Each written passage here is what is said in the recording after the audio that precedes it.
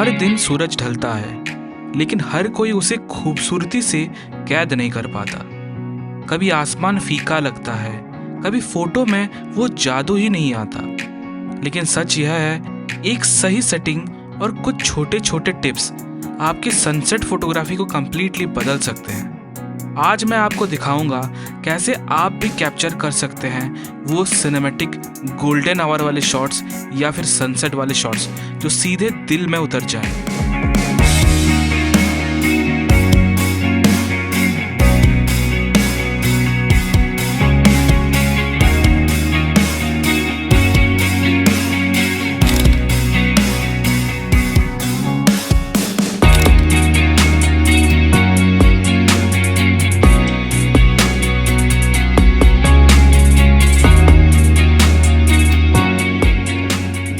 Sunset photography जो है सुनने में काफ़ी आसान लगती है, लेकिन बिना सही सेटिंग्स और सही समय के अगर आप पहुंचेंगे तो शायद आपके जो फोटोज़ हैं वो डल या फ्लैट आने वाले हैं। तो आज के इस वीडियो में मैं कुछ सेटिंग्स और टिप्स के बारे में आपको शेयर करूंगा, जिससे आप जितने बार भी कोशिश करें आपके परफेक्ट गोल्डन आवर के और सनसेट के फ़ोटोज़ आने वाले हैं। So keep watching this video. So let's understand the light first, क्योंकि ये सनसेट का बात कर रहे हैं और सेम चीज़ आपको सनराइज पे भी अप्लाई होगा।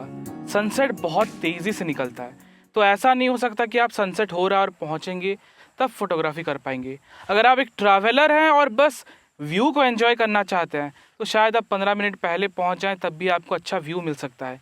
लेकिन आप एक फोटोग्राफर के पर्सपेक्टिव से बात करें तो शायद आपको 2 घंटे पहले से पहुंचना पड़ेगा, क्योंकि सनसेट का जो तैयारी रहता है ना, वो गोल्डन आवर से स्टार्ट हो जाता है लगभग 4 बजे के बाद से। जैसा कि अभी गोल्डन आवर चल रहा है ये, तो इस समय भी बढ़िया सेपरेशन मिलता है। ऑरेंज वार्मथ या फिर मैं कहूँ गोल्डन ह्यूज भी मिल सकते हैं, चाहे आप वो सिलॉइट उठाएं या क्लासिक लैंडस्केप्स उठाएं, यहाँ पर भी बढ़िया सैचुरेशन लगता है। और धीरे धीरे जैसा टाइम ढलता जाएगा, सनसेट के करीब होते जाएगा, तब जो आपको चेंजेस इन कलर विटनेस करेंगे। शायद ये वार्म तो और नहीं रहेगा, थोड़ा डीप मैजेंटास की ओर जाएगा, शिफ्ट करेगा, फिर धीरे धीरे रेड होना स्टार्ट करेगा, फिर ब्लू में कन्वर्ट होकर डार्क हो जाएगा। तो ये बहुत कम टाइम तक रहता है, इसलिए time is critical and important. तो आपको हमेशा 2 घंटे पहले आके पहुंचना ही होगा। अब बात करते हैं उसी इम्पॉर्टेंट पॉइंट के ऊपर जिसे कहता है कैमरा सेटिंग्स। अब ऐसे हज़ारों वीडियोस आपको मिल जाएंगी और मेरे खुद के कम से कम 20 वीडियोस मिल जाएंगे जिसमें मैंने आपको सेटिंग्स के बारे में बखूबी बताया हुआ है रिगार्डिंग लैंडस्केप फोटोग्राफी। लेकिन आपको सिंपल भाषा में बता दूं, हर कोई कहता है कि आप मैनुअल मोड में आपको शूट करना है। ज़रूरी नहीं है मैनुअल पे करना है, चाहे आप ऑटो पे करें, अपर्चर प्रायोरिटी या फिर शटर स्पीड वाले प्रायोरिटी पे करें, आपको कुछ चीज़ों का ध्यान रखना होगा। अब हर कोई कहता है कि लैंडस्केप्स में आपको 100 से 200 आईएसओ पे रखना है। मैं बताऊंगा आईएसओ आपको बेस पे रखना है, चाहे आपका कैमरा 80 हो, 64 हो या 100 हो, क्योंकि लैंडस्केप का यही खूबी रहता है। हम अक्सर ट्राइपॉड्स यूज़ करते हैं, तो अगर शटर स्पीड ज़्यादा नीचे कम भी हो जाता है तब भी कोई इशू नहीं है, लेकिन हमें सबसे क्लीनेस्ट इमेज पॉसिबल चाहिए होता है। मैं आपको यही सजेस्ट करूँगा, आपका जो बेस आईएसओ हो, जैसे मैं Z6 II यूज़ करता हूँ तो 100 उसका बेस आईएसओ है। अगर Z8 यूज़ करता हूँ तो उसका बेस आईएसओ 64 है, उससे मैं ऊपर नहीं बढ़ाऊँगा। अब दूसरा आता है अपर्चर के बारे में। अब ये भी हर कोई कहता है कि f8 से आप f16 के बीच में शूट करो। मैं कहूँगा भैया आप f8 पे ही शूट करो, क्योंकि ये मोस्ट ऑफ द लेंसेज का स्वीट स्पॉट होता है। अब किसी किसी केस में मैं f11 की ओर बढ़ता हूँ, जब मुझे सन के सामने ही उठाना है और सन स्टार वाला इफेक्ट चाहिए, तब शायद मैं f11 या फिर हो सके तो f13 पे भी जा सकता हूँ। लेकिन most of the landscapes, sunsets, golden hour का शॉट मैं f8 पे लेना ही पसंद करता हूँ। और मेक श्योर f8 से आपको नीचे नहीं जाना है, आप f11 तक जा सकते हैं, लेकिन मैं कहूँगा f8 में सबसे ज़्यादा शार्प आएगा। अब तीसरा मेन इम्पॉर्टेंट है शटर स्पीड, और वो तो शायद आपको पता ही होगा कि अब दिन के टाइम पे जैसे अभी थोड़ा गोल्डन आवर है तो शायद हैंडहेल्ड पे आप शॉट एक ले सकते हैं, लेकिन आपका वो क्रिएटिव वाला दिमाग अगर चार्ज होना शुरू हो जाएगा और मेरी तरह लॉन्ग एक्सपोजर करना चाहेंगे, तब आपको एक ट्राइपॉड का सहारा लेना पड़ेगा। और शायद जो 1/320 या 1/250 ऑफ ए सेकेंड पे शॉट मिलता होगा, वो कम होके 15 या 30 सेकंड का एक्सपोजर हो जाए, जिसके लिए आपको ट्राइपॉड रखना पड़ेगा। तो शटर स्पीड आपके हाथ में है, लेकिन मेक श्योर कि आपके पास एक ट्राइपॉड भी हो। तो यही 3 मेन सेटिंग्स है और कुछ भी नहीं है। अब सेटिंग्स की बात करें तो एक और चीज़ है जो आपको बहुत ध्यान में रखना होगा, जो है वाइट बैलेंस। अब वाइट बैलेंस आपका जो प्रीसेट रहता है वो सब कुछ काम कर देगा, लेकिन सनसेट के टाइम पे जो है आपको ध्यान पे रखना है कि क्लाउडी या शेड पे रखना है। अगर वो आपको पता नहीं चलता है तो क्लाउड्स वाला एक फ़ोटो होगा और एक घर का एक फ़ोटो होगा, जिसे शेड भी कहा जाता है। इसमें क्या होता है, थोड़ा वार्मथ आएगा, थोड़ा सैचुरेटेड फ़ोटोज़ भी आएंगे, तो जो आपका नॉर्मल फ़ोटोज़ है उससे ज़्यादा बेटर थोड़ा आने लगेगा आपका फ़ोटोज़। अब बात करते हैं मोस्ट इंपॉर्टेंट टिप, जो कि है एक्सपोज़र के बारे में। अब ऐसा रहता है कि हर कोई कहता है कि आपको प्रॉपरली एक्सपोज हमेशा रखना है। अब पोर्ट्रेट्स में लेते हैं तो चेहरा इंपॉर्टेंट रहता है, मतलब जो सब्जेक्ट होता है वो इम्पॉर्टेंट रहता है।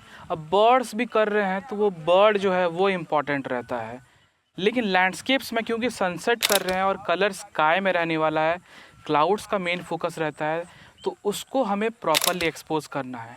स्काई प्रॉपरली एक्सपोज हो जाता है और थोड़ा अगर फोरग्राउंड डार्क भी हो जाता है तो उसको पोस्ट प्रोडक्शन में उसका डिटेल्स हम लोग निकाल सकते हैं।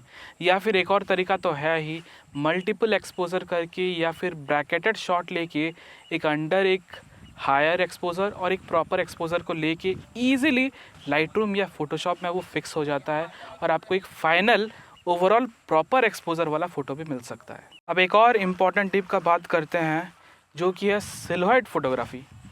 अब आप देख पा रहे होंगे मैं कम्प्लीटली ब्लैक हो गया हूँ, तो फ़ायदा क्या है वीडियो लेने का, लेकिन यही बताना चाहता हूँ।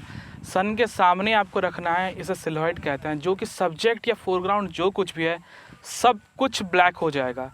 इससे बहुत ही अच्छे अच्छे पोर्ट्रेट्स मिलते हैं। या फिर एक फ़ोटो जा रहा होगा जो कि राजस्थान पे मैंने लिया हुआ था, वही गोल्डन आवर के टाइम पे काफ़ी अवार्ड्स मिले थे ये फ़ोटो को मुझे, तो आप इसके साथ भी खेल कर सकते हैं। हालांकि रिसेंटली मैंने कभी भी अभी सिलुएट उठाया नहीं है, लेकिन आप इसको भी ट्राई कर सकते हैं और मैं कह रहा हूँ काफ़ी अच्छा शॉट आ सकता है। चाहे आप वो बर्ड्स पे भी कर सकते हैं या फिर लैंडस्केप में यूज़ करके कर सकते हैं। लेकिन सिलुएट बहुत ही एक ऐसा टाइप का जॉनरा फोटोग्राफी है जो कि धीरे धीरे कोई उठा नहीं रहा है, लेकिन आप इसमें कुछ ना कुछ एक्सपेरिमेंट कर सकते हैं। अब जो नेक्स्ट टिप मैं सामने नहीं आऊँगा, लेकिन ये फ्रेम आपको बताएगा, और फ्रेम को देख के आपको पता चल गया होगा कि हम कंपोजिशन के बारे में ही बात करने वाले। वैसे कंपोजिशन के बारे में बहुत सारा वीडियोस है, लेकिन मैं कोशिश करता हूँ जितना सिंपलेस्ट हो सके उसी को फॉलो करने के लिए। जैसे कि रूल ऑफ थर्ड्स, अभी रूल ऑफ थर्ड्स पे ही है।